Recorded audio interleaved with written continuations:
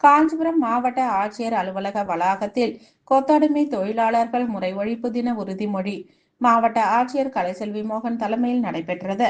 ஆண்டுதோறும் பிப்ரவரி 9ஆம் தேதி கொத்தடிமை தொழிலாளர் முறை ஒழிப்பு தினமாக அனுசரிக்கப்பட்டு வருகிறது.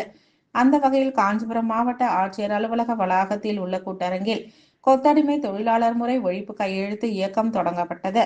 இதனைத் தொடர்ந்து மாவட்ட ஆட்சியர் தலைமையில் அரசு துறை அலுவலர்கள், பணியாளர்கள் முன்னிலையில் கொத்தடிமை தொழிலாளர் ஒழிப்பு தின உறுதிமொழி மாவட்ட ஆட்சியர் கலைசெல்வி மோகன் தலைமையில் நடைபெற்றது. இதில் அரசு துறை அலுவலர்கள் உறுதிமொழி ஏற்றுக்கொண்டனர். இதில் மாவட்ட வருவாய் அலுவலர், மாவட்ட தொழிலாளர் துறை அலுவலர் உள்ளிட்ட பல்துறை அலுவலர்கள் கலந்து கொண்டனர். மேலும் காஞ்சிபுரம் மாவட்டத்தை கொத்தடிமை தொழிலாளர் இல்லாத மாவட்டமாக உருவாக்க அனைவரும் ஒத்துழைப்பு அளிக்க வேண்டும் என மாவட்ட ஆட்சியர் கேட்டுக்கொண்டார்.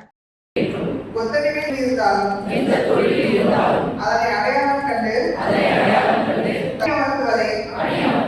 தவிர்க்க வலியுறுத்துவேன் என்றும் இந்திய அரசியலமைப்பு சட்டம் வகை செய்துள்ள அடிப்படை உரிமைகளை செயல்படுத்த உறுதுணையாக இருந்து கொத்தடிமை தொழிலாளர் இல்லாத மாநிலமாக